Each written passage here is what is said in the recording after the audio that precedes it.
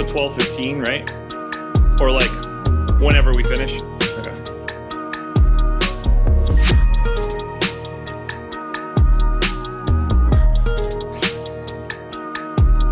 Way to bring the energy, Jordan. And we are live. Welcome to the MLB Strategy Show. It is Tuesday, May 31st. I am Josh Engelman. I am joined by Eric Lindquist. We are brought to you by Prize Picks. We've got a 13-game MLB slate to break down. I'm honestly excited to do it. It's been nice to not have to talk about the same NBA game over and over and over again. Before we do any MLB talking, though, hit the like button, subscribe to the channel, hit the notification bell so you know when everything goes live. Eric, how are you? How was your Memorial Day holiday? It was nice. Went and looked at a house of all things. So going around here in LA, taking a look at some, feeling like adults for the first time in a really, really long time. But yeah, it's just one of those things. There's like a progression when you get married. Got married in November, got a dog in January, looking at a house, and then first comes love, then comes marriage. That whole thing. It's been good. It's been good, but kind of feeling a little too adultish today. So it's good to go back into make-a-believe fantasy teams. I'm excited. It scares the shit out of me to think about looking at real estate in the LA area. I can't even imagine what that's like, what those numbers look like, what the house looks like. The house is gorgeous. I mean, here's the thing. Which means that the price is gorgeous. Scary, man. Yeah. Scary. Pain and suffering, it's a good thing I'm good at DFS, I suppose. That's probably one way to look at it. But you keep hitting Prize Picks props and you're going to be in good shape, man. Well, I mean, just slowly building it up. And that's what we're kind of here to do. I mean, Prize Picks, I'm out here in California. I don't have legalized sports betting, but Prize Picks is the best place you can go. Promo code Awesemo, $100 first match deposit bonus, but you don't care about that. Check out the video that I'm putting together, the VODs over on the Odd Shopper channel every single day now, because they've been in fuego. It's been a fun weekend, to say the least. I can't believe you don't have sports betting in California. That's kind of crazy. You can buy drugs, but not do that. You can literally, I can go across the street and buy, 4 pounds of weed, but I basically can't bet a total.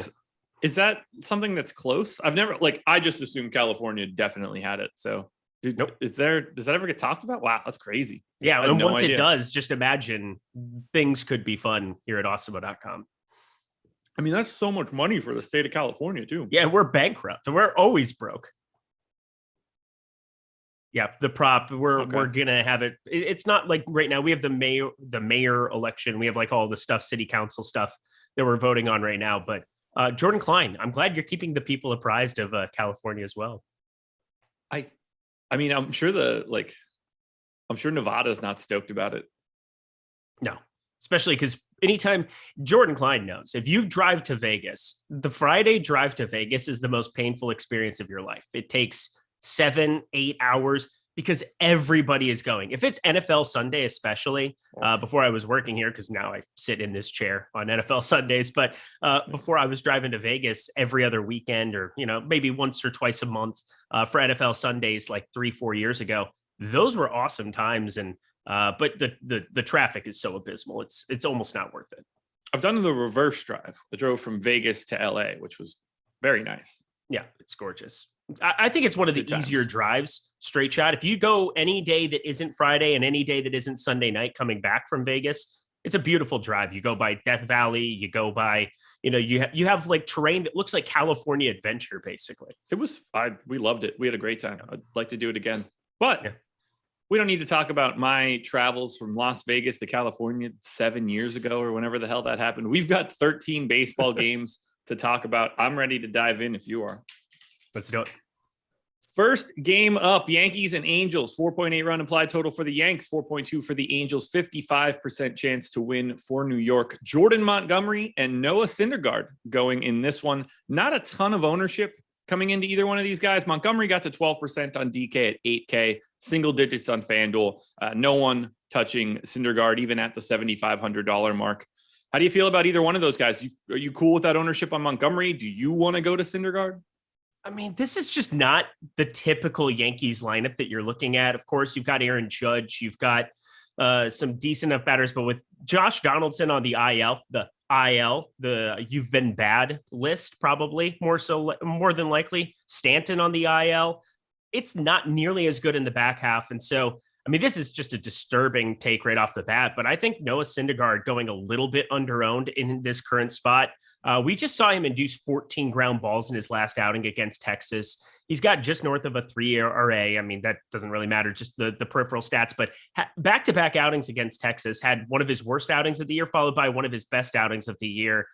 He's just a guy that anytime I'm seeing him throw north of 90, 95 pitches, we've seen him get up to 100 pitches here. He's just 7,500. And that back half of the Yankees lineup is not what you typically are expecting to see. Yes, the ballpark's terrible, but I definitely have more Noah Syndergaard interest than the field does today. I got to like 3% of him coming out of my crunches. So I guess technically so do I, but not a huge amount. And I'm basically right on the number for Montgomery. So I don't really have much of a change in terms of pitching in this one. I don't have much to add. I mean, the $7,500 price on Montgomery looks good on FanDuel, I guess, would be the only other thing that I have to say. Yeah, Montgomery. I mean, FanDuel definitely sticks out a little bit more for me, but just when it comes down to the K percentage of both these guys, 17.3% for Syndergaard, 19.7% for Jordan Montgomery. I'm just basically looking at the second half of the Yankees lineup, and you see guys you could get. Whoever catches is always kind of an interesting thing because Trevino just doesn't strike out. 14.3% K percentage, even though he's not that good of a hitter. But you do get the likes of Gallo. They've been moving him back to ninth. That's a little less exciting if the Yankees are going to continue to just bury him in his current iteration. Still has a 481 expected slugging, but just a 204 expected batting average. They've moved him from sixth to ninth. I'm going to be paying attention to the lineup order a little bit, but yeah, it's hard to want to say I want to play double digits of Noah Syndergaard, but I'm definitely going to be almost 10% of him if their ownership stays the same. How are you feeling about the bats in this one? Because neither team here came up a ton for me. Are you seeing something different? And obviously there are multiple one-off bats available on both sides of this game that I don't mind getting to. How are you feeling more from a stack perspective? Yeah, that's exactly the take. Hi, Mike Trout, unowned. That would be fun. Mike Trout, Shohei Ohtani, left on left. Who really cares? He can still make that a crime. So I think we got to be looking at one-offs more so. But as you said, from a stack perspective, hard for me to go completely nuts. We're seeing an ownership share south of 2% on DraftKings for the Angels. I would say Noah Syndergaard, as much as I'm talking about him being a guy that I'm actually going to land on, he's the guy you definitely want to target more with the top half of that Yankees lineup, but so hard for me to want to dip into the back half of it. Trevino has been so bad at the catcher position. Gallo has a ton of pop, but it's just been brutal to this point of the season, just striking out at 38% rate.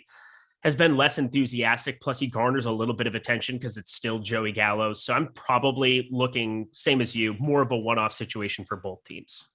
Yeah, that works for me. I don't like the highest guy that came out of my crunch was 4.8% for Gallo. Like it's every single guy in this matchup on the Yankee side, on the Angel side, except for Jordan Montgomery is sub 5%. So I don't have anything to add. Clearly one off a bunch of these dudes that I'm totally cool with because the park works. I mean, lefty power certainly works. So whatever you want to do there. Hence, anytime you can play in a AAA ballpark, it's fun. I got nothing else here and we got a ton of games to talk about. Let's do it. All right. Game number 2. This one I'm interested in. Orioles Mariners. 4.4 run implied total for the O's, 4.6 for the Mariners, 52% chance to win for Seattle. Mike Baumann for the O's, George Kirby for the Mariners. Not going to lie here. No idea who either of those two people are. So that should be fun. I was ready for it. I was ready for you to give me your George Kirby spiel. No, I don't have one of those.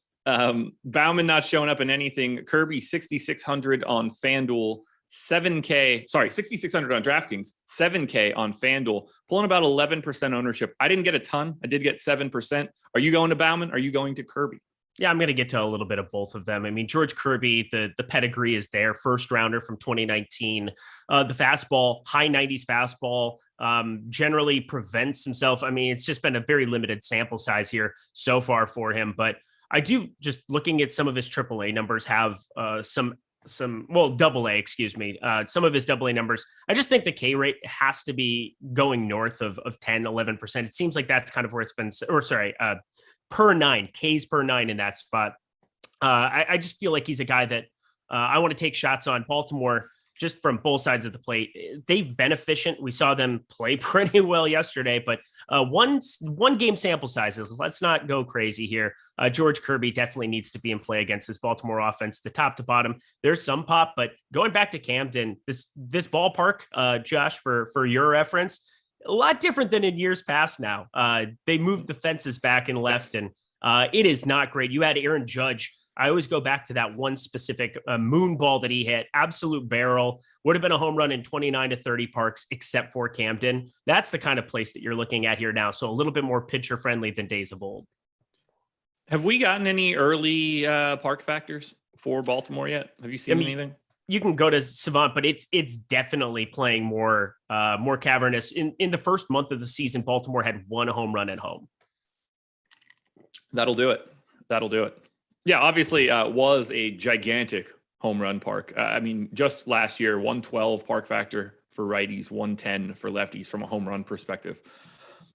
I've got the Orioles showing up in a lot of my crunches today, and I'm a little surprised by it. Now, when I say a lot, I need to be very specific here. I don't have anybody really separating from the pack, but the aggregate for the Orioles is a little higher. I like a lot of the power options here, whether that's Santander, Hayes, Mountcastle, Odor, all 200 plus ISOs coming out of Steamer. Mullins and Mancini are 180 plus in the 1 and 2 hole. We've got a ton of guys. Like, it's a slightly above average offense per weighted runs created plus. I'm surprised that I'm getting to as much Baltimore as I am. They were actually third in my stack rankings yesterday. That would have paid off considerably if I were playing yesterday's slate. Thanks a lot, Memorial Day weekend. I'm going to go right back to it. And I don't think it's going to be, I'm going to have to be all that aggressive. Highest owned guy on the Orioles on DraftKings right now is 4% to Mountcastle. Even just doubling up our current ownership projections is a great stand for me for Baltimore, and not all that problematic from my aggregate exposure. Yeah, Mountcastle, Mancini, even Ramon Urias here, 460 expected slugging, 50.9% hard hit percentage. That is tops on his team there.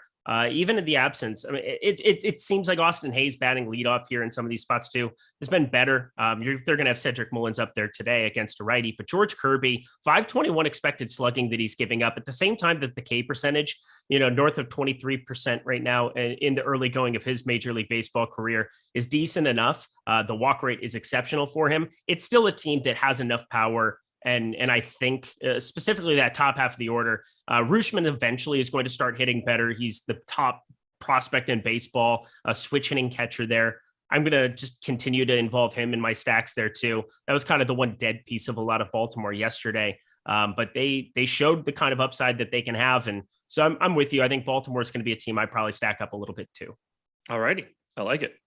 Anything for you on the Mariners side? Because to me, that's a significantly better lineup. I'm honestly a little surprised that I'm not getting more there. The public is, I'm lighter on Seattle than what we're currently showing for ownership. Where do you land? Well, I'm not going to make them my most popular stack of the day. That's for sure. Top stack potential by almost 4% on a 13 game slate. That's kind of surprising to be looking at, but that's kind of the emergence you're seeing of Julio Rodriguez. He was the top prospect in baseball coming out.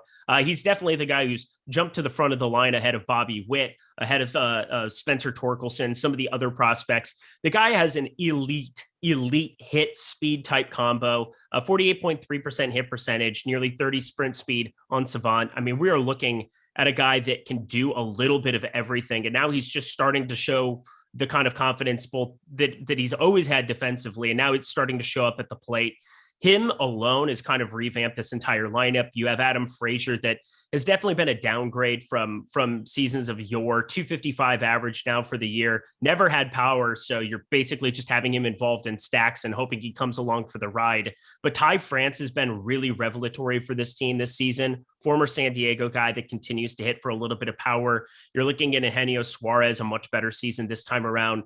Crawford, Jesse Winker, of course, probably leading off 3,800 there for him. Hasn't been too good of a season, but I expect some positive regression for him. I do think lefties are going to be better off in this Baltimore ballpark long-term, but still, Julio Rodriguez, there's a reason he's garnering so much attention. It's just his floor is so elevated by the combination that he has to be able to just go out and steal bags seemingly at will right now. Anything else you want to touch on, Orioles or Mariners? I mean, pay attention to that lineup. Kyle Lewis was dinged up yesterday. I'm not sure if he's going to end up in this lineup here today. We'll see, because you get like a Dylan Moore that's far less appealing on the back half of the lineup.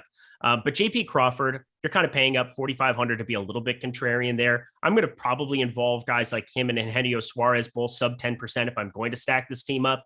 But they're coming in really, really popular. And we have so many other spots to get to on this slate. As much as Mike Baumann, I think he's definitely going to be targetable going forward. I don't really want to be picking on too many popular Mariners bats today. I don't want to go too nuts with it. That works for me. We're on the same boat here. Yep. Game number 3. Moving pretty good so far. Quarter after, third game. This could be worse.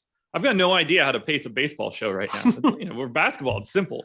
Neither do I, because our show went 100 minutes yesterday, Terry and myself. We had 13 games. Jordan, you love me. You love me. Yeah. I can tell you this much. We're not going 100 minutes. I've never been more confident in my life. All right. I got the gym at 1:00, so I got a heart out. Hey, let's go. Keep it going. You look good. You're doing the things. Thank you. Blue Jays and White Sox, 4.3 run implied total for the Jays, 3.2 for the Sox. Kevin Gausman, Luke Giolito. Gausman, 9,700.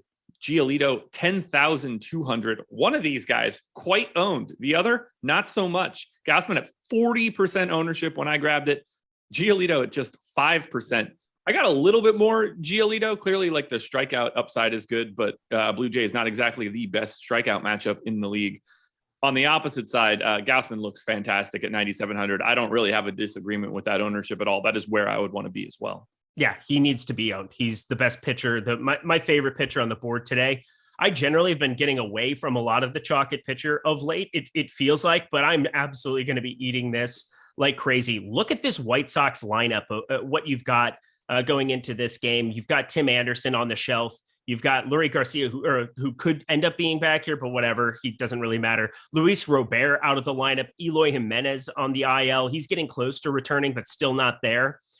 The floor is so high for Kevin Gausman, and so is the ceiling. The ceiling is the roof, is kind of the way that I think about it. Kevin Gausman, 29.3% K percentage, 2.3% walk rate.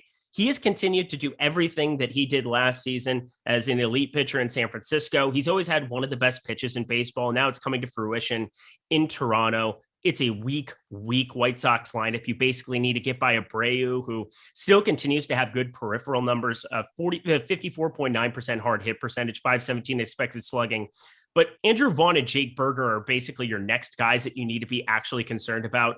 I think this lineup, just be paying attention to how it comes out, but it could be complete trash. It probably is going to be complete trash. And that just makes Kevin Gausman a not miss part of your portfolio. Yeah. The interesting part here, and I normally like to get on the opposite side of heavy pitching ownership. I don't usually want to do that when the other pitcher is talented. If it's a 7K guy that's pulling ownership because he's a 7K guy, I'm pretty interested. Gausman's just really good. There's no ownership coming at all to the White Sox. Do you like any leverage there on the opposite side? Because it's not really a spot I want to go to, other than the fact that there's obviously, or could be, a lot of power in the White Sox lineup, but I don't like the idea of targeting Gausman here, even with the ownership. Nope, I won't do it. And what you just said is kind of the perfect reasoning for it.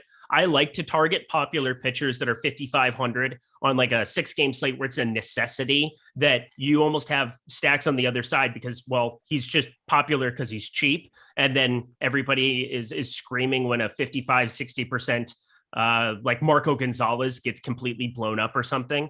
This is not that kind of a scenario. Kevin Gausman, he rarely gets himself in trouble. He has been so good at avoiding putting runners on base. Obviously, with that walk rate, his ability to generate swings and misses. I mean, everything matches up here. I will say, though, what are you going to do with Lucas Giolito on the other side? I want to play him more than the 5% we're showing because I think that there's just obviously a ceiling here that is beneficial to you. They're going to run out a ton of righties. It's not like the park doesn't really matter all that much to me. I feel like for someone with his sort of strikeout stuff, even in a matchup that isn't the best for strikeouts, like Espinal, Guerrero, Bichette, Kirk, Tapia, all sub 20% strikeout rate guys in Steamer. So you're not exactly getting a ton there. But, whether it's Teoscar or Chapman, big strikeout rates can at least help a little bit. The problem for Giolito is really the price. I think you're just paying up to be contrarian in a matchup that obviously you don't want. Like the Blue Jays offense is loaded. I don't really have a different word to describe it. It's just stacked up. But if you get to pay to be a little bit different, like there's no reason this game just can't be competitive with Giolito being good. Yeah, I mean, you say they're good. They have a 156 ISO, so there's power to be had, but these still just have a 97 WRC plus now against the split, against righties on the season. So they're a little bit below average, which isn't something anybody expected to say about Toronto this season. And it's an elite pitcher on the other side. It's not your average righty showing up here in Lucas Giolito. It's a pay up to be contrarian. He shouldn't be the most expensive pitcher on the slate in this spot. If you flip flopped him and Kevin Gausman, I would have no problem flipping them in their current at their current prices. And I think they'd probably still garner about similar ownership to what we have now. But Lucas Giolito, I still think has to be a guy that if he's going to be 5%, you just pull the trigger on that anytime. Yeah. Do you want any Blue Jays bats? Not really. Again, this is one of those things on the back half of the lineup. There's a lot of different iterations that could show up. Kevin Biggio got called back up again. Bradley Zimmer is really, really bad. Both of them north of a 36% strikeout rate. That would definitely make me even have higher interest in Giolito if we got either of them as opposed to Tapia in the lineup. But just paying attention to that a little bit as well. But as far as rostering them, you could always roster Vlad. I don't know what anybody would want me to say about that. Matt Chapman, definitely smoking baseballs harder and higher than people expect. 18.6 degree launch angle, 56.1% hard hit percentage. So he's been buried a little bit further down. He's got moved up to 5th in recent games. So I want to see his lineup order a little bit. Won't steer me away from maybe having a share or two at 3,500, but my God, how do you really prioritize anybody here against Giolito? I don't think you do. I did get a little bit more than the public is getting right now, but not to the degree where I think that I'm just going to be going crazy. But again, like who's the best example? Like we'll just say Teoscar at 4,100, he 1.5% owned. Like if I had 6% Teoscar, that's a gigantic multiple, and I am not mad at all about it. But it's not a gigantic outlay when it comes to hitter exposure. Yeah, or if you felt like you had to roster Milwaukee bats today, like if you just sat there and you said, I have to do this, if you land in that 4K range, like if you're a hand building out something for a single entry, I probably wouldn't even do it, but you could probably land on a Teoscar in that kind of a scenario. I agree.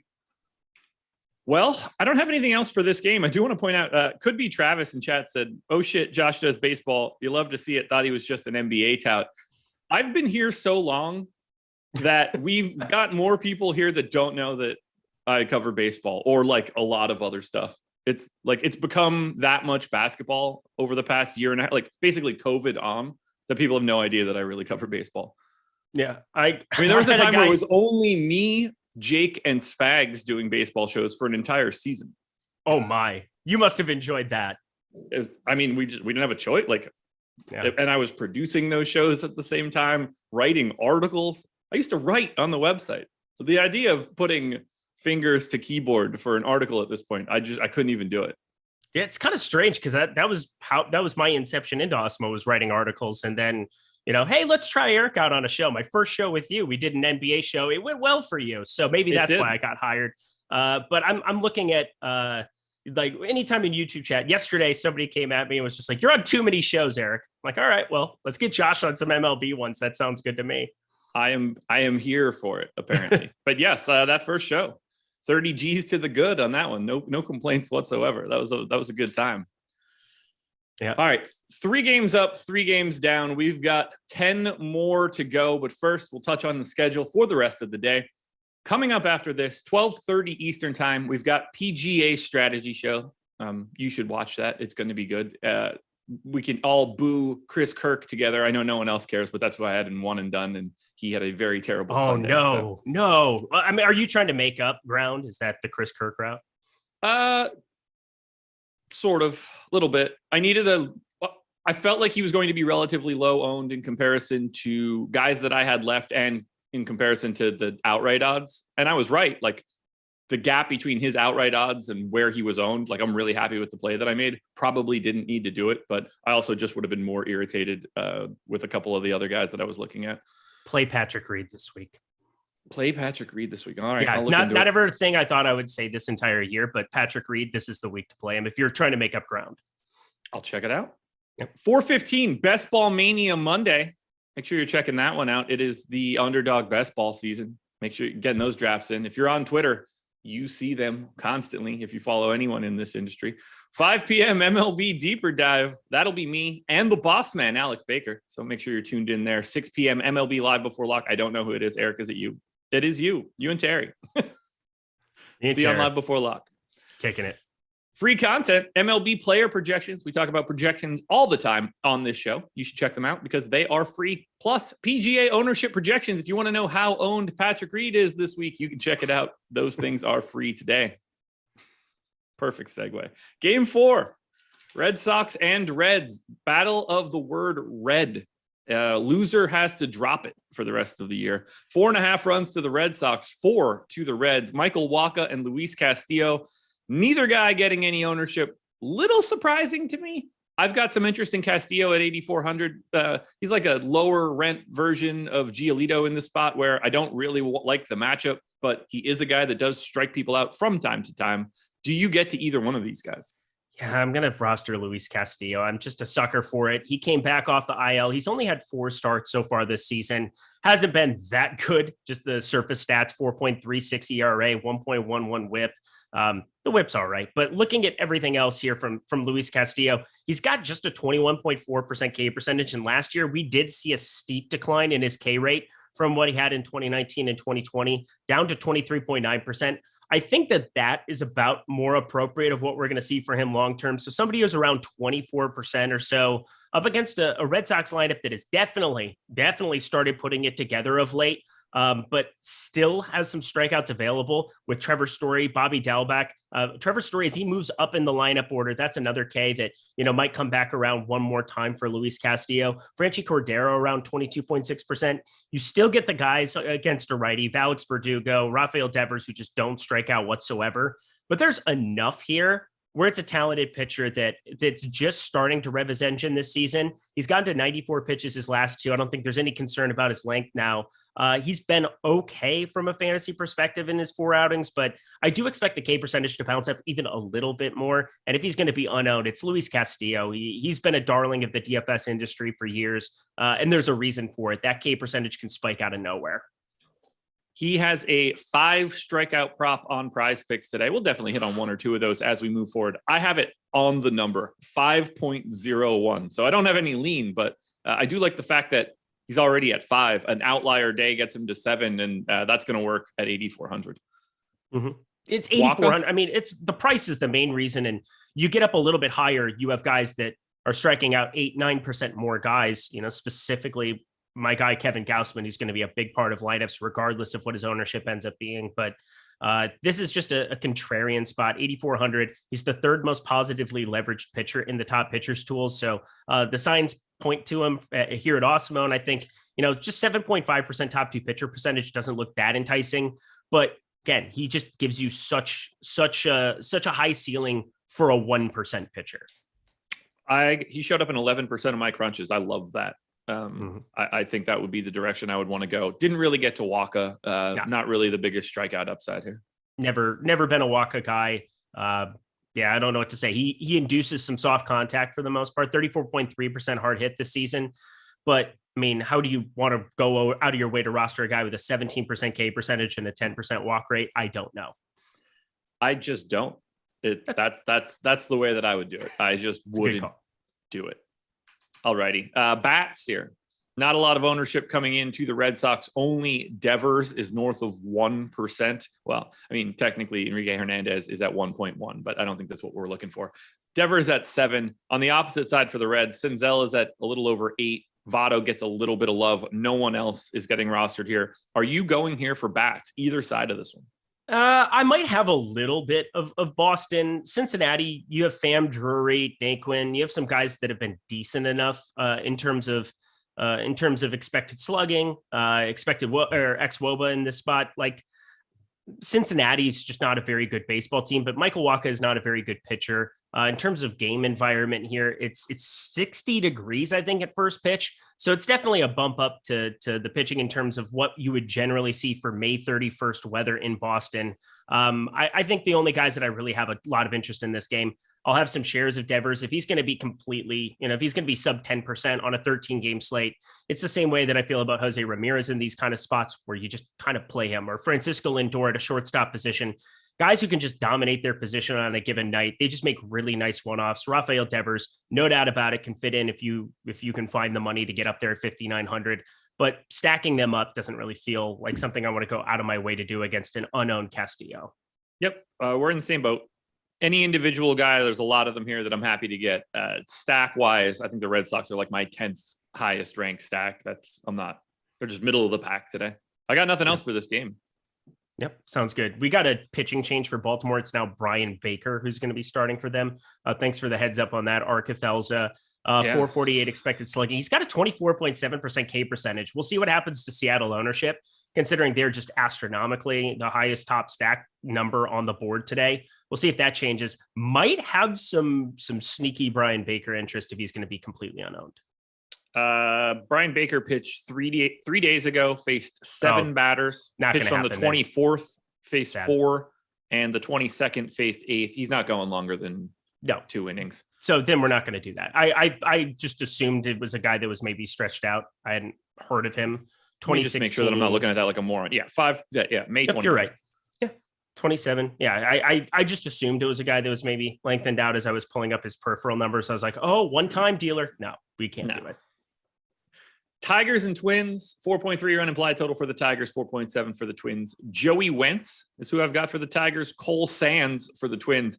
At this point, I just feel like I've simulated like 6 years deep into the show, and I just don't recognize the names any longer. Like, I don't know who the hell those 2 guys are, but I do know this. Neither one of them's really getting any ownership, and I'm cool with it. 5,700 for Wentz, 4,700 for Sands. Are you seeing a pay down option in this one? Well, no. Joey Wentz, no. First outing, not so good. 2 2/3, negative 9.4 DraftKings points for good old Joey Wentz here. Cole Sands, 4,700, not really going to be stretched out enough. It's going to be the second half of a doubleheader here. He got called back up from AAA. St. Paul, we're looking at, he threw back on the 1st of May. He had 30 pitches in that one. Doesn't really look like he's gone 8 2/3 in 5 starts. Yeah, he's just not going to go long enough. I really don't see either pitcher being viable. I feel like, never mind. I can't make that joke. This is a baseball show now. It's about not going long enough. We're good. Hey, you know what? Sometimes it's just about you. It's about you. And I don't know, speed can be a good thing. I mean, I don't mind at all, but I'm sure that's a zero. I think it's zero sum for as little as I care. It has been, people care otherwise. Let's talk 2 married guys talking about how fast they can possibly get it over with. That's great. I mean, it's abrupt. Anyway, Tigers, not great offensively, are pulling a little bit more ownership than I was expecting. They came out pretty neutral for me, though. They're like my 18th stack, something in that neighborhood. Twins, on the other hand, still a lot of power in the upper half of this lineup. Little bit of additional ownership coming in. Buxton is the only guy truly in double digits. Some guy with the last name Garlic is in 10% of lineups. That's interesting. That's a fun one for me. That one's totally new. 2,200 today, also popping up for me. I don't mind getting little Twins. They are currently my number 8 stack. I think they look perfectly reasonable in a matchup against Joey Wentz. You should have some Minnesota Twins exposure, top to bottom. Kyle Garlick, this is my team, the Minnesota Twins here, going up against Go Tigers. I had to do my coach for 1 second for you. I don't know. It's not a good bit, but I'm working on it. Kyle Garlick, 713 expected slugging. Byron Buxton, that's over 100 points higher than Byron Buxton here. So yes, Garlick is going to be a guy that you should be landing on quite a bit. We'll see kind of what his ownership lands at. Looks like not very much. So him, Larnach, Kepler could be back today. We'll see. That would probably remove Garlic from the lineup more than likely. They need Nick Gordon out there still for defensive purposes. We'll see what they decide to do, but top to bottom, this is always a team that has viability. Luis Arraez doesn't have any power whatsoever, but just a part of stacks where he can keep the line moving. And just top to bottom, you get some salary savings with some of these other outfielders. You get high upside in Byron Buxton. There's no Carlos Correa here for a little while. I believe he's on the COVID list now, or I saw something come through about that yesterday. I don't know exactly what it is. All I know is he's not playing baseball today, so don't roster him. We'll see if Royce Lewis ends up back at the show. I don't believe they've called him up, but just something to be paying attention to, because that's another hitter that I want a piece of. Jose Miranda, even though he went yard yesterday, don't roster Jose Miranda. Not going to be a guy for me long-term either. No disagreements here. Just looking at this Tigers team and how bad they are, it's kind of crazy. Horrendous. Only 2 guys north of 2,700 in salary. That's tough to do sometimes. Clemens kid, I believe. Good. I don't know the last time that I rostered the Detroit Tigers. I can honestly say this probably is my least rostered team of the year. I'm sure I'll start getting to them all the time because Candelario's on that team. Somehow he breaks my model and ends up in everything that I do always. That's years. How I feel about Oakland. I feel like Oakland always has leverage where I'm like, I can talk myself into this. Doesn't go well. 282 viewers, 61 likes. 100 likes should be in our sites. If you haven't hit the like button yet and you are watching this show, please do so. Helps us out a ton. Costs you nothing. All it is a button click. You got plenty of them in that mouse of yours. Mets and Nats. 5.1 run implied total for the Mets, 3.9 for the Nats. Trevor Williams, Patrick Corbin, no ownership coming into either one of these guys. I didn't really see much different here. Trevor Williams, not a guy showed up in my crunch, even at 7K. Patrick Corbin at 5,900 now. What a fall from grace over these past couple of years. Still not a guy that I am getting to. Is this a pitching spot for you? I'm going to roster some Trevor Williams. Okay. I don't really see a problem with it. He limits a lot of hard contact. He's got a 356 expected slugging here on the season. 22.7% K percentage is about as middle of the road as you're going to find, but also doesn't get himself in a lot of trouble. 4.1% walk rate. The K's have started to show some flashes here of late. The problem is that he's not stretched out. He's really only pitching. I mean, the highest pitch count we've had here on the season is 65 for him, 70 pitches against Washington. It's a 13-game slate. Maybe, 1 or 2% where he might show up into like a lineup or two where I'm just getting way, way, way different and hoping the entire rest of the board falls into pieces at this mid-range. But neither pitcher you should really be rostering. Are you trying to roster these Mets bats like the public is against Pat Corbin? God, isn't the public fantastic? Yesterday, the Mets completely unowned, and now they're definitely going to get steamed up. They've got an 8% ownership share on a 13-game slate where they didn't even have close to that yesterday outside of, Lindor was sub 10%. You had Marte sub 10% in the $15 on DK. There going to be some chasers here, and I get it because this is just not your grandpa's Patrick Corbin. Like, that's not what this is, but there's so much opportunity. Starling Marte, about as good of a speed power combo as you're going to find. Last season, he was definitely my most rostered one-off. This year, a little less so, but I just love him as a baseball player all around. Feel like high floor, high ceiling type guy, just like we saw yesterday. Of course, you get Francisco Lindor, who can just dominate the shortstop position anytime. So has a lot of utility in that regard. Pete Alonso is 606 expected slugging. I mean, it's a Mets team. I totally get why they've got all of this attention going to him. Even Nick Plummer joined the party. He is coming to the show and he is starting to do some really interesting things. We'll see if he can keep it up, but he's 2K flat on DraftKings, a guy who just put up 14 and 30 fantasy points respectively. Maybe he moves up from 8th in the order a little bit higher based on what he's been doing lately, because they definitely don't have anybody on the back half of the lineup that should be getting any kind of a priority. Guillorme, I bet he bats over McNeil just based on what we've seen here lately out of him as well. So I just think all around that there's a lot of interesting bats from the Mets. It's just going to come down to their ownership for me. What about on the opposite side? Targeting Trevor Williams doesn't seem like a great thing to do. The implied total for the Nats isn't all that appealing. And outside of Juan Soto at 13%, which I surely shouldn't have to explain on this show, nobody else is really pulling a ton of ownership. Do you like the Nats in any way? Yeah, it's Soto. You hit it perfectly. Nelson Cruz, I still believe that at some point It could show back up. He's old now.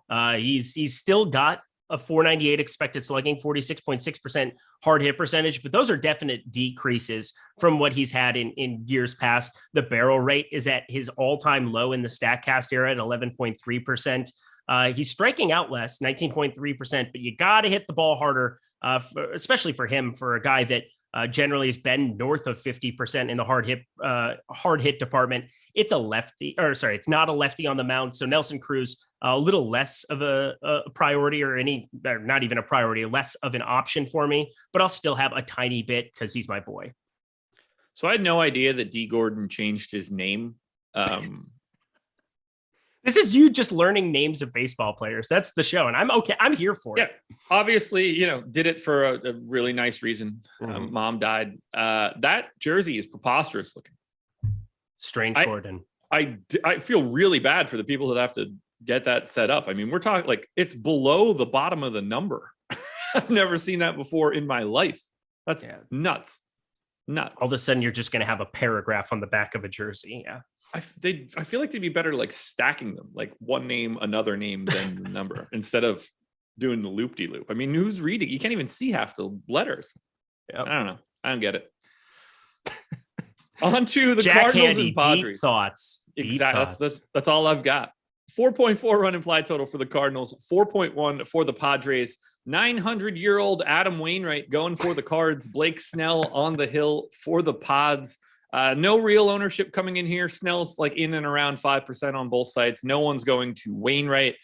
I would actually like to go to a little bit more Wainwright than the public is showing. Nothing too crazy, like sub 10%, but still higher than 2.5. Is this a pitching matchup for you? I like the Wainwright side a little bit. There is a 0% chance going forward that I'm going to be rostering just about any lefties going up against St. Louis. It's just not going to be a long-term profitable thing to do. They just murder them. If you watch the Carlos Rodon outing on that Sunday night, that kind of is exactly what we're looking at for Blake Snell. You're running into a St. Louis buzzsaw. They were around a 145 WRC plus a week ago. It's down to around a 137. That's still 16 points higher than any other team in baseball. They strike it at just a 17.9% clip against lefties. That is third best in baseball at avoiding. There's no doubt about it. A 2.0, a 186 ISO against lefties. There's just no reason for me to try to take any shots on this iteration of Blake Snell. I'm going to be full bore on the St. Louis side anytime a lefty or a southpaw is on the mound. But Adam Wainwright, he can just kind of survive for you in this spot and have some utility, I think. 8,700 isn't all that appealing, but you get the low ownership as a result of it. He's been pitching deep into games still. He limits teams to under a 30% hard hit percentage. And I just never like the San Diego lineup without Fernando Tatis in it. It just feels like a lot of slap happy dudes up there that just aren't that good or that worrisome to me. You get Will Myers, 28.5% K percentage. Luke Voigt, he's been batting alongside Eric Hosmer, 33.6% for him. There are strikeouts to be had, even if it's a guy like Adam Wainwright, who on the season is just sporting a 17.7% strikeout rate. Yeah, this might be like the least interesting game we've looked at so far. Other than being a little bit higher than a 2.5% owned Wainwright, I don't really see it on the Padres side. I don't really see it on the Cards side. I don't actually want a bunch of Wainwright. I mean, like, obviously there are days where Blake Snell mows people down, and the park at least helps here, but not a great strikeout matchup. He's going to see a ton of righties. He does give up some power to righties. I'm just good. We could not be on further sides of it with St. Louis. I'm obsessed with this baseball team. Paul Goldschmidt, you get Nolan Arenado, you get even a lefty, Nolan Gorman. I look at him with a 703 expected slugging. Yeah, it's left on left, but this guy is special. He's going to be a very good hitter. Albert Pujols doesn't excite me too much, but Juan Yepez, he started to come down to earth a little bit after his electric start in AAA, but still a 427 expected slugging, middle of the road here for St. Louis. It's 90 degrees. The wind's going to be blowing out to left field. I mean, everything sets up, I think, for some power from these righties. So I'm going to be massively overweight to the likes of Goldschmidt, massively overweight to the likes of Nolan Arenado, Harrison Bader even. 2,900. I get it. People might not want to be going out of their way to go pick on Blake Snell here, but I just believe that this team against lefties is going to continue to just murder. Well, we are on very different sides of this. Where's the site have them? Where are cards in the top stack tool? They're not even close to where they should be. 1.9% ownership share, 2.3% top stack potential. I'm telling you right now, if that is true, if we're looking at sub 2% for these guys, they will probably be one of my highest owned stacks, if not my highest owned stack. I want every piece of this St. Louis lineup. There you go, everybody. There's the stand you were looking for. St. Louis Cardinals. Don't worry, I'm going to have one of those too. Although I guess mine is sort of the Orioles, but I've got more to come. That's for sure. I don't have anything to say about the Padres, though. No, not at all. Machado, you could play him as a one-off. There you go. Yep. I'm going to get real bored saying stuff like that for the rest of the season. It's true. Anything else, cards or pods? Nah, that's it. Just play all the St. Louis. Cool. I already have a stand at 8:45 a.m. on the West Coast. Great. Awesome. Can't beat it. Let's talk a little bit about a promo code. The promo code that we have for today, MLB Strategy Show. One gigantic word. MLB Strategy Show. It'll be on the screen shortly, I'm sure. If you want to sign up at awesemo.com, this is the best way for you to do it, because if you have never signed up with us, you can get 50% off your first month of Awesemo Plus. And that covers everything. Just because it's MLB Strategy Show in the promo code doesn't mean it's just for MLB. This covers every single sport we have: projections, ownership, lineup builder, Discord, top stacks, top pitchers, top fighters, top golfers, all of our top whatever tools. All of that stuff is included, and you get it for 50% off. It's the perfect opportunity for you to try out everything that we have. One note, Fantasy Cruncher does not come with this package. It is an add-on. You can simply add it at checkout very easily. So stop guessing, everyone. Start winning. Join Awesemo Plus today. Game 8. Rangers and Rays. 4.1 run implied total for the Rangers. 3.9 for the Rays. Martin Perez and Ryan Yarbrough. And once again, not a ton of ownership coming into this one. 3% owned Perez on DK is the highest mark across FanDuel and DraftKings for both pitchers. And I don't really have anything to add to that. These are not guys that I will be getting to. I've been rostering some Martin Perez, and I don't feel comfortable about it, but we've seen some improvement. And I mean, I'm familiar with him from his Minnesota days. He had bounced around for quite a bit, but 20.2% K percentage would be his highest mark of the StatCast era. He had been pitching before it. Your favorite, 2.56 expected ERA. I was waiting for a time to drop one of those. 36.1% hard hit percentage.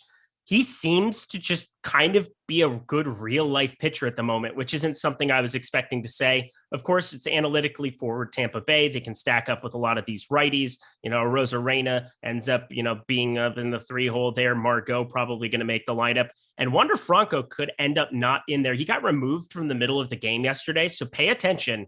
That is a massive bat that would be removed from the Tampa Bay side. If I don't see him in there, maybe people do start putting attention to Martin Perez, but as it stands right now, he's unowned.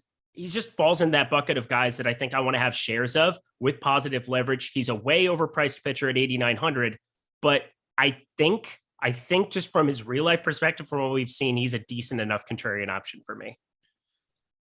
I think I like the Rangers bats here. They are my number 6 stack. Okay. No one's getting any ownership. I like the amount of power that is at least projected to be in the top 7 spots. Culberson and Eli White, not so much. Hopefully they get their asses out of there and just they find additional. Eli White hit a homer yesterday, which is just so tilting. I couldn't even. He's just a slap happy speedster. I can't stand that guy. Unrelated right now, but I got to drop this one in here too. The Taylor Squad says, so Jock Peterson's not the only person making fun of the Padres. Can I be the first person? I'm probably not the first person. I did not know that that's what Jock Peterson looked like. He's changed his hair a lot. He didn't look like that before because he's buddies with some of my buddies here in LA when he was a Dodger. And so in a very roundabout way, I got to meet Jock a couple times, and he was a very clean cut, good natured dude. And now he bleached his hair super blonde, and he is unfamiliar to me. He goes to San Francisco and just becomes a Looney Tune. That's what happens. I saw him in the interview talking about it, and I was like, oh, I don't know who this is. And then it was Jock Peterson. I was like, didn't know that was you at all. Anyway, Don't need this. I'm going to get to the Rangers. They look like the team that I'm going to have probably the most positive leverage on. I like the power spot. Steamer hates Ryan Yarbrough, 16% strikeout rate, a 5+ FIP. I'm a little surprised to see the total be as low as it is. I think that might just be a grand talent level for the Rangers, because I have them as basically a league neutral offense in this spot, right around 100 weighted runs created plus. But if they are going to be basically fully unowned, and really the only guy that's pulling any ownership, 4%, is Mitch Garver, center. See, there's my first basketball. There it was. Catcher eligibility is always going to be a little bit different. So I'm very happy to get to Texas. I think they are getting slept on. They are likely the team I'm most over on, because the prices are very easy to get to, which allows you to get to, one, better individual pay up options at the final 3 spots of your bats. And 2, I could probably get to more high quality arms, because I don't see a ton at the bottom from a pitching perspective either. Ryan Yarbrough hasn't thrown a 90 mile per hour fastball this season. Neither have I. Well, here's the thing. You might be able to. I don't know. No. Okay. Just saying. I can sniff 70. 86.4. But your job is also not that of Ryan Yarbrough's. 6'5", 30 years old, throwing under 90 mile per hour heat, 86.4% mile per hour average here for him. Yeah, soft tossing dude. He's just got such a strange arsenal when you go through it. Only an 18.7% K percentage, 8.8% walk rate. So that's definitely taken a straight turn up from the 4.1% he had last year. But then he still finds a way to reduce really hard contact. He has just a 3.2% barrel rate this season, 7.8%. He's just been barreled twice all year. It's a lineup, Texas, that I'm just not that enthusiastic for. I get it. Mitch Garver back in the fray is decent enough. Eli White's probably going to be leading off today, and then I'm going to have to. I've played him so much as a leadoff hitter, I feel like, in the last year and a half or so that he's been up there. He goes to the 9 hole and starts just putting up power out of the middle of nowhere for a quick second. 131 ISO, it's whatever. But Eli White is just a tilting guy, because I got him for stolen base upside last season, and then he just ruined my batting average. So I'm upset from a year-long perspective at this guy. So seeing him succeed yesterday always makes me upset, but incredible defensive catcher. Yes, that catch he made yesterday was absurd, but Eli White, if he's leading off, I'll probably get to a little bit. Anything you want to touch on from the Rays side? The Rays, it's still Martin Perez. Do I believe that Martin Perez has somehow just become a phenomenal pitcher? Not really, but he's really low owned. And in the event that he is serviceable, it's just an overpay to be contrarian for somebody like him. You can still land. Zunino's seen some massive regression this season, but he's still one pop, and he can definitely be decent enough at 3,900. Yandy Diaz probably leading off here. It's just not all that appealing for me. Favorite batter pretty much anytime against a lefty is going to be Randy Arozarena for me from this Rays lineup, but he'll be under 1%. I'll have a little bit, but nothing to really go crazy for here. All righty. Cubs and Brewers. This is going to become the biggest discussion point for me. Cubs have a 4.5 point again, basketball. Damn. 4.5 run implied. What's total. His usage? Yeah, exactly. The assist rate for Justin Steele is Brewers 5-run implied total, 54% chance to win here. It's Justin Steele for the Cubs, Eric Lauer for the Brewers. No pitching ownership coming into this one. And once again, I am completely on the same page. I don't need Steele. I don't need Lauer. Do you? I don't need the pitchers here. I get that for me, if you're going to be underweight to these stacks, just because with the wind blowing out in Wrigley, you kind of know what you're getting into. The most likely way that they succeed is one of these pitchers comes along for the ride, and Eric Lauer would be the guy I'd be more inclined to get, of course, with his 29.4% K percentage, but he's just so expensive. It's a really iffy spot for me. Maybe I land on a little bit here, but it's I don't expect this K percentage to continue to be what it's been here of late. I've been rostering him quite a bit once we saw the improvement, but do I think he went from a career 22% K percentage guy to a career 29.4% guy? No, but there are strikeouts to be had. I went nuts with Ashby yesterday. That was kind of the big stand Greg and I took on live before lock. That was fun. That worked out well, but he's an extreme ground ball pitcher that just kind of made sense to land on in this capacity. You have the opposite in Eric Lauer, 18.9% launch angle here on the season. It's just he could get by and be serviceable in this spot, but I'm more inclined to be taking the Cubs side. I am also more inclined to be taking the Cubs side by quite a bit, in fact. Oh. Let's go ahead. I'm going to move this tab over here so I can make sure that I can. You did say you had briefly mentioned before the show. Can't wait till we get to talk about this game. Yeah, because I'm on a very different page than it appears everyone else is. Milwaukee, we have with the highest ownership share. We have them as the second highest potential top stack team. And I'm not even close to the same ballpark. And to be fair, I'm not entirely sure why, other than the fact that I don't think that the Brewers lineup is particularly good. There is some pop here. Only 3 of the 6 guys that I have in the projected, or 3 of the 9 guys that I have in this projected lineup have a weighted runs created plus via steamer north of 100. That's usually not a great sign.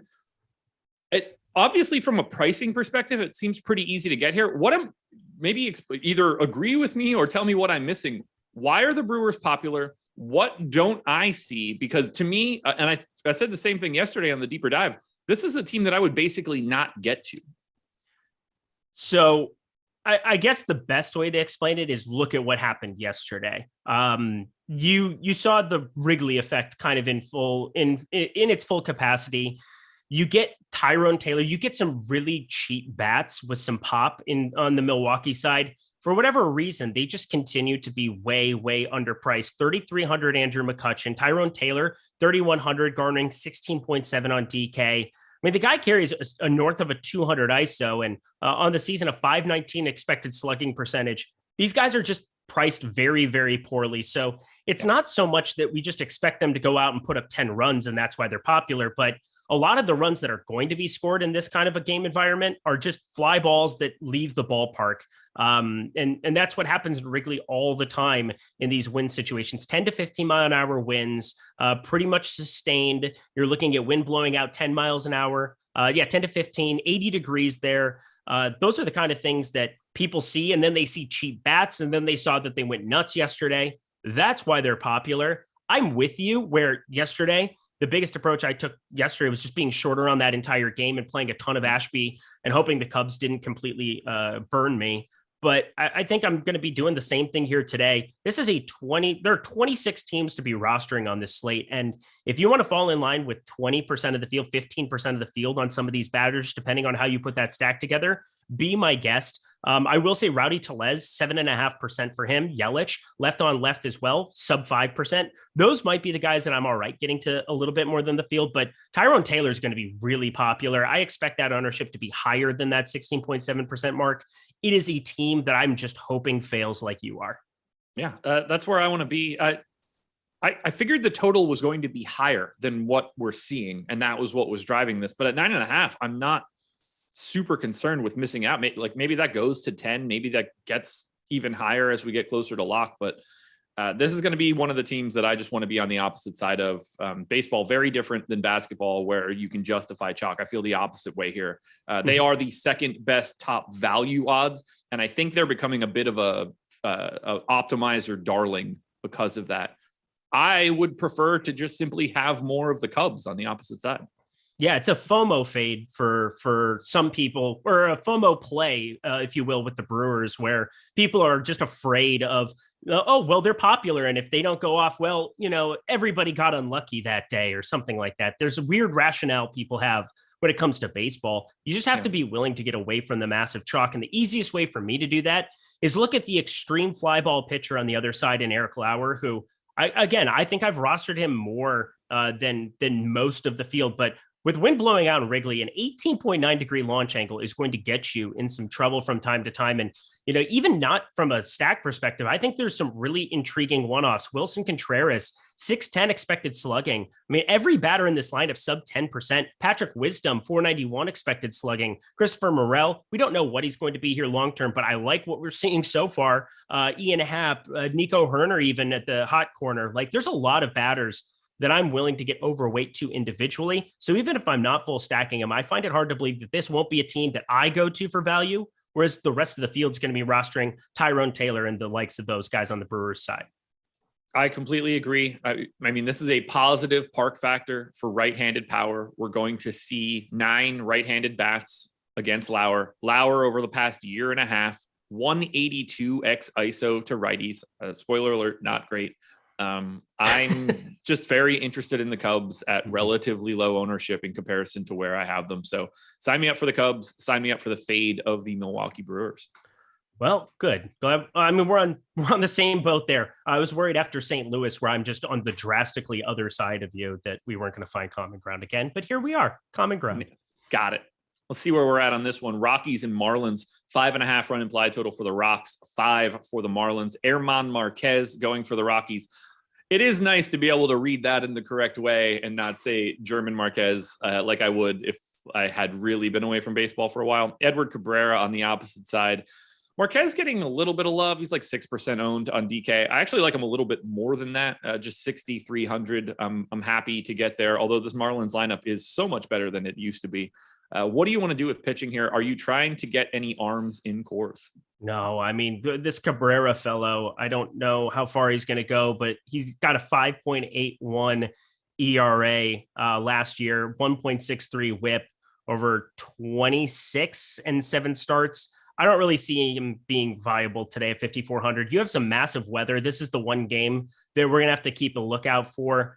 Colorado doesn't look too good there. There could be a chance they just postpone this ahead of time, but it looks like more of a bullpen situation, I think, for Miami going up against Colorado. I still think I like the Colorado side more because German Marquez, he has not been as good as what he's been in years past. A 499 expected slugging, an 18.1% K percentage here on the season. That's a far cry from his career average of 23.4%, but this is a Miami team with a lot of righties, and it should be a team outside. If you can get by the likes of Jazz Chisholm, Joey Wendell is not the most imposing type lefty that I'm looking at here. I just find the Miami side to be less appealing. Winds blowing in, it's cold, it's rainy. It's not a very good game environment from what you would generally see at Coors Field. Keep your eyes peeled for it from a weather perspective. We don't need to read into it at noon. We're going to have a deeper dive in Live Before Lock show for 2 hours before this one gets started, a lot closer to first pitch. Whatever we say about weather now, to me, is totally useless, other than the way, like the temperature and stuff, which I think is relevant to talk about early, but I don't know what the hell the weather's going to be like. 57 there in Colorado. It snowed in Vail. I have a friend that lives in Vail, and there was snow on the ground. They're like at a coffee shop with snow around them. It's the weirdest shit. My wife is in Boulder, or at least in the air on the way to Boulder. So I'll get some Boulder weather for everybody, just in case that'll help people out. Boots on the ground. That's great. Yes, absolutely. Thank you, Mrs. Engelman. Yep, exactly. You should call her that. That would go well. Yeah. Yes, ma'am. No, ma'am. Don't hurt me. That's better. Drill sergeant wife. That's good. How you feeling about bats here? Because obviously it's Coors. Yeah, I don't really want to be getting to the Miami side of this one against Marquez generally. You're pretty much looking at both sides of it, but I kind of expected Marquez. He's got a 5.9% ownership share right now. I thought maybe at 6,300 you'd get even a little bit more attention. He's a guy that's found paths to success. He can kind of survive in Coors Field and still rack up Ks from time to time. He's been a far cry from that typical self this season, but if he's not going to be 10, 15%, I don't really want to be getting to Miami bats on the other side of it. I think there's just better spots on the board, and sure, it's Coors Field. Would I be surprised if anything happened here? No, but wind blowing in, cold, it's just not my favorite spot typically with a team that I definitely they've been performing above expectation on the season, the Miami side against righties. Let me find it here quickly. 1 second. 112 WRC plus is really, really nice. 161 ISO, but I'm still just not finding paths in this game environment to get there. Yeah, I think the Rockies are basically properly owned at this spot. I think the Marlins they're like a middle of the pack team for me. I don't have too much to add here. I respect Marquez a bit too much. So like clearly you can go to bats and Coors. That's not new news in baseball. MLB DFS. Yeah. But keep your eyes peeled on the weather and listen to Eric and I talk about it on 2 separate shows later tonight. Got it. That is the way to do it. Final thing to talk about would be Prize Picks, the presenting sponsor of this show. Use the promo code Awesemo. Get a $100 first match deposit bonus. You don't have to worry about sharks or optimizers. This isn't a mass entry thing. You're basically building parlay cards. Up to 5-player lineups get you up to 10x your entry fee. And it doesn't have to just be baseball. You can mix and match across sports if you want to.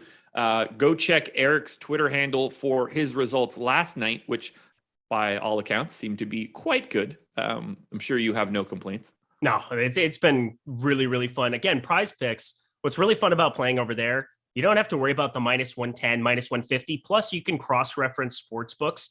You can find things like the under of, for one run. Sometimes it's a coin flip, but you run into situations where we had like Kyle Gibson and Logan Webb on the mound, and it was minus 150 around some books for under 0.5 runs.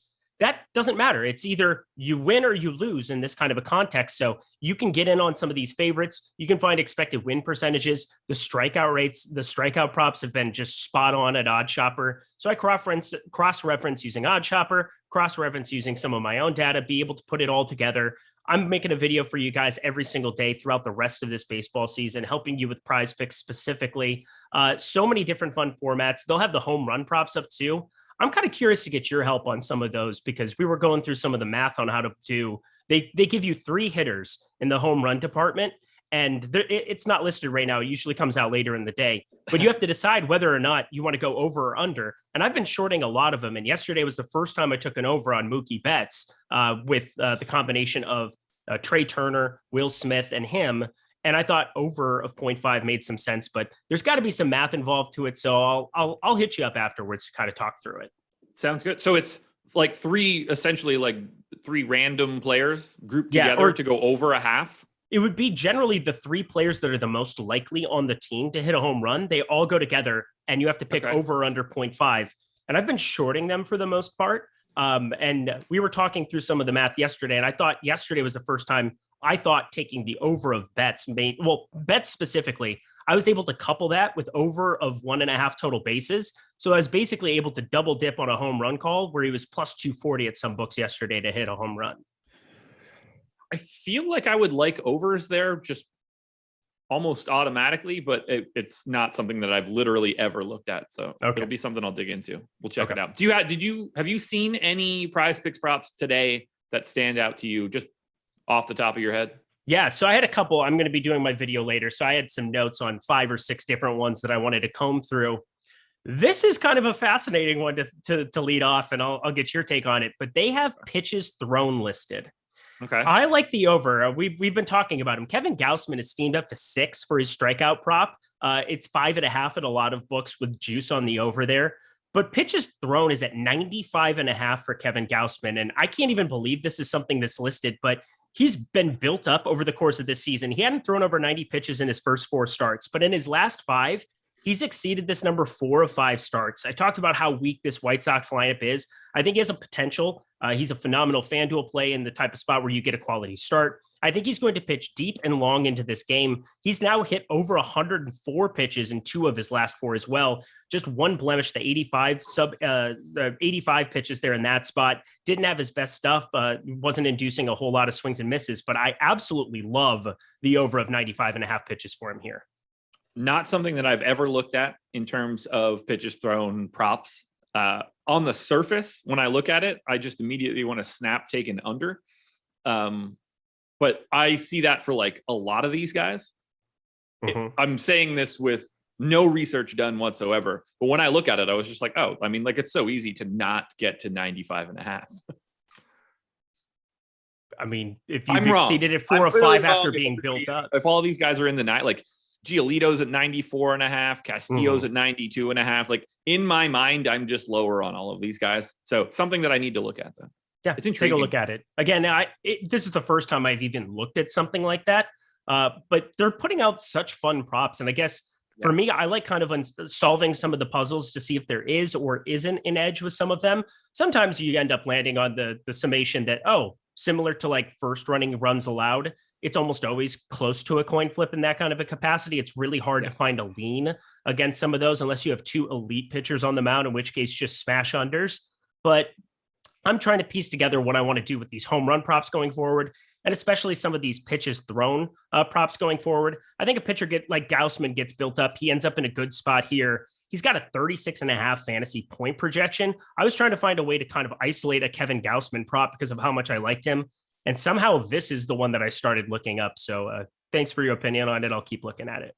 Yeah, there we go. Man, make sure you're checking out Eric's video. That's the best spot you're going to go to get those prize picks. That was fun to say. 3 to go. Let's close this one out.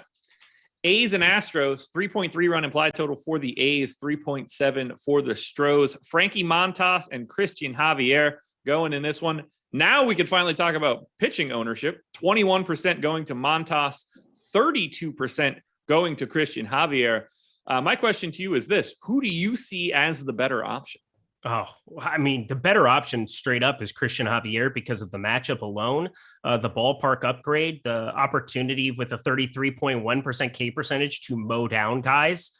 But he is so popular, and it's hard for me to want to stomach. I've talked about a number of guys that I'm just more willing to take random shots on in the same range. He's pretty expensive, but I mean, a 33.1% K percentage going up against this Oakland offense that's just horrendous in every sense of the word. They strike out 24.1% K percentage against the split, 75 WRC plus. It's just not a very good baseball team in any way, shape, and form. So he's going to be popular. He should be popular. I like him more than I like Montas, but at least Montas, with the great numbers he's had on the season, around a 29% K percentage, limiting walks as well, and just a 219 expected batting average. At least he's not as popular, but straight up in a vacuum, it's impossible for me not to take Javier. So we have him with the highest top 2 pitcher odds on the slate. I am a bit lighter on Javier. I actually do prefer getting to Montas. Tends to get a little bit deeper in the game. Steamer greatly prefers Montas. Maybe that's a problem right now. Maybe Javier making an adjustment a little bit quicker. We're talking about a 0.8, like 0.8 of a run gap in projected FIP, a twice as high walk rate, and the exact same K rate. I might be shorting Javier and out in this one. The prize picks line for Javier's pitching outs is 16.5. I only gave him 5 innings in this spot. I should probably get him up to 5 1/3. That would help him out a little bit. But to me, I have him a little bit over owned. I have another guy in this 9K range that I like a little bit more that isn't Montas. And we will get to him shortly, but we'll talk that through. Not that I don't like Javier for sure, but I think I think I found a spot where I can be a little bit under on a pitcher and get a couple shots elsewhere. Montas, I think, is basically properly owned around 20%. Yeah, I for my process, I like to go kind of hitter by hitter. So one thing that I'm paying attention to, and I try to always circle like what some of the lineup differences could be or how things could pan out. Kyle Tucker didn't play yesterday. Possibility that he doesn't play today as well. That's a guy who's got around a 19.6% K percentage. That is far better than average, around the 23% mark. You get Jose Siri in that lineup. That's 31.1% you're looking at.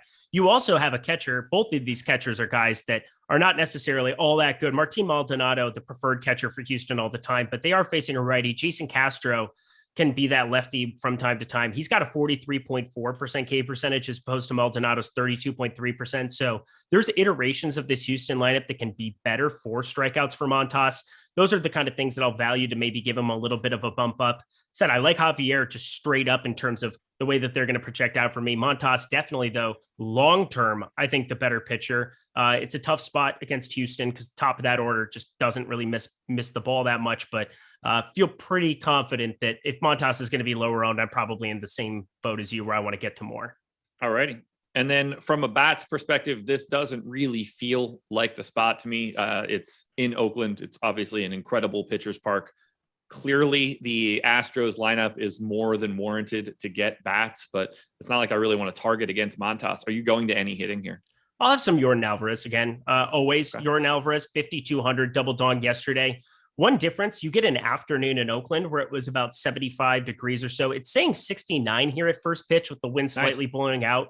So there's that. It's a little bit more comparable to what we saw yesterday. Generally, you get these evening games in Oakland, it gets around 55, 60 degrees. A lot harder to see the ball leave the yard, but Yordan Alvarez could hit it off of what's a planet with a lot of gravity?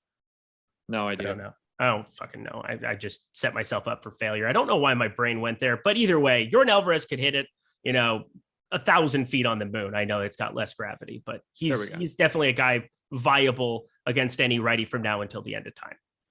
Hit that like button, everybody. 7 short of 100. We need more. Tamaka says Jupiter. We'll go with it. I don't even know if you're able to be on the surface of Jupiter, but I'll take that for you. And obviously, you can't really be on the surface of any of those places, but that's not really the point here. I know. I just went to the moon. I know the moon's not a planet. Jesus Christ. Just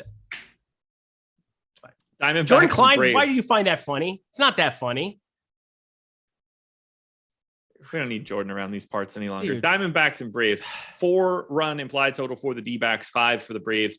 Humberto Castellanos going for Arizona. Charlie Morton for the Braves. No one rostering Castellanos. That doesn't surprise me at all. Going up against Atlanta. 12% ownership going to Morton. I would be happy to get a little bit more here on Morton. How do you feel about him? Interesting. I don't know what to make of Morton's start to the season. 469 expected slugging, just a 20.3% K percentage. I don't think he's over the hill. He's 38, but it feels very strange for me when I see a drop of around 8% in a K percentage from year to year. There's at least some concern I just have for what his upside is going to be going forward.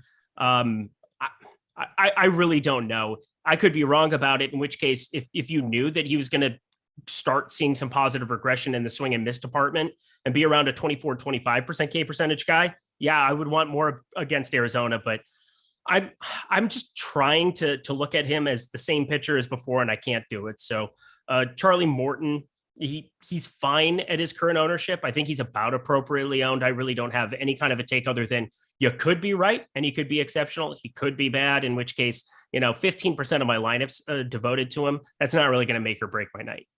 Yeah, I got 18% out of my run. He's at 12%. So happy to get a little bit heavier here. If I doubled up and got to like 20, I'd be cool with it. Castellanos is not a guy I'm getting to. Not in a million years. Happy to get to the Braves. They are not cheap. You're going to need to get some discounts elsewhere, but there's a lot of talent in this lineup. 216 aggregate ISO for me based on Steamer. It's the thing that sucks about them is they generally have Contreras, d'Arnaud. You're basically not able to stack them up. So you're looking at putting together like an 8-man team in some capacity. This Harris, the second fella, who I just kind of learned about, is a AAA guy that Terry has talked about quite a bit, that he could be really, really good going forward. He's 2,500 now. He had been 2K flat for the last 3 slates he had appeared on, but long-term, we'll kind of see if he can come to fruition, but a decent enough guy to keep involved in stacks if there's that kind of pedigree there for him. But just on a massive slate like this, I think I'm less worried about the double up of Contreras and d'Arnaud, where I only have 8 accessible batters in any given spot. So whatever. Atlanta, they carry a large implied total. All the boxes are kind of checked in that regard. So I don't have a crazy stand on them. You can always play Acuna. You can always play Austin Riley, just absolutely smashing baseballs and continue to be on a tear. Yesterday, 595 expected slugging. But Dansby Swanson, probably my favorite guy, just at the shortstop position, 507 expected slugging, has been batting second now. We're starting to see some of that for him that made him the can't miss prospect out of Vanderbilt. Absolutely. Keep getting better, Dansby. That's what I want. And from a Diamondbacks bats side, do I think they're under-owned? Yeah. No one's getting any ownership outside of Varsho, but at the same time, I don't really love the park. And if I'm team Charlie Morton, I'm probably a little bit less team Arizona. But as an unowned team, I think there are worse spots to go. I'm going to have a lot more Arizona. I definitely have Arizona interest. I've talked about some of the concerning stuff for Charlie Morton. He's gaining a little bit of attention. It would be better if he was more popular. I thought he was going to be a little bit more popular than he is. But we'll see kind of what that ownership shakes out at. Arizona, I like them when there's going to be a popular pitcher on the other side, because there are guys, specifically Christian Walker, who I feel like I've just been beating the drum for all season long as a one-off. He's 4,200. He's got a sub 200 batting average, but he's got 12 home runs on the season. And when I'm targeting upside, That's the kind of guy in the mid fours that I just feel like I've been landing on a lot from a one-off perspective and somebody that I just get to above expectations. So whereas everybody wants to roster Varsho, he's the more consistent hitter. He has a quote unquote higher floor. I just love getting to Christian Walker as my main one-off from here. So it is right on right, little less appealing, but the guy has crazy pop. There we go. Anything else in this game? Nope, that's it. Final game of the day for us, Dodgers and Pirates, 5.4 run implied total for the Dodgers, 3.1 for the Pirates. Julio Urias going for LA, Mitch Keller going for the Pirates, 29% ownership going to Urias. I completely agree with it. He's the guy in the nines that I like a lot more than Christian Javier, but the public is also with me. So I'm holding hands with the public at 9,100 because I love this spot for him. Yeah, it was like yesterday with Walker Buehler. It was a spot where regardless of how it worked out, it made sense. I think regardless of how this works out, it makes sense to me. You look at the ownership, he's right there with Christian Javier. Christian Javier's had the better strikeout stuff this season. Julio Urias, $500 less, but he gets this Pittsburgh matchup, and they are very bad. 84 WRC plus as well, 22.7% K percentage against lefties on the season. Regardless of how this lineup comes out, it's not going to be good in any capacity. I don't really know. If you can get by Killian Hayes, you're going to be all right. Michael Chavis, I think he's been day-to-day here lately. He didn't play yesterday. We'll see if he's in the lineup here today. That's a decent enough batting 286 here on the season with a little bit of pop going back to his Red Sox days. But I don't really know what to say. It's another guy that is a great pitcher against a terrible baseball team. So Urias, Christian Javier, I understand the ownership. This is the one I'm more willing to accept, I think. Same. I know that I don't want to accept any of Mitch Keller. That one just doesn't, I don't need that against the Dodgers. I am perfectly happy to accept Dodgers bats. They are my 5th best stack overall. Clearly, you're going to be paying some heavy freight if you want to go that direction. And I don't really have much interest in targeting the Pirates bats because I think Urias is good. And I don't want to go up against good pitching, particularly when the other team has a 3-run implied total. I will say yesterday was a lot of fun because I liked the strikeout prop on Walker Buehler. He hit the over on 5.5. It was on Prize Picks for that yesterday. But also they had Brian Reynolds and Cabrian Hayes at 4.5 for a hitter fantasy score, which for two guys that are the only competent hitters in that lineup, that was just so low. They have Josh Van Meter at 3.5. I don't know why, considering I don't even know if he'll be in the lineup left on left, but Cabrian Hayes now up to 5. You're seeing some regression there, but I mean, 3.5, 4.5, whenever you see those over on Prize Picks, pay attention because, at least Brian Reynolds and Cabrian Hayes, don't lump them in with the rest of the Pittsburgh Pirates. They're actual serviceable MLB hitters. I'll pay for this, but scoring is FanDuel scoring, if I remember correctly. FanDuel, yep. Okay. So, and we have Cabrian Hayes. They have Cabrian Hayes at 5. I have him at 8.3 on FanDuel. So I have him at 8.2. So I'm with you. I had him at 9 yesterday, and I had Brian Reynolds at 8.2.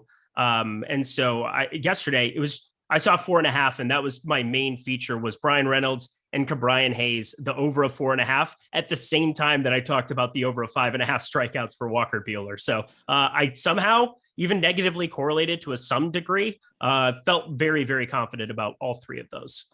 Yeah. I just popped those 2 into Prize Picks, 2 overs at 5 fantasy points, certainly correlated. I like it.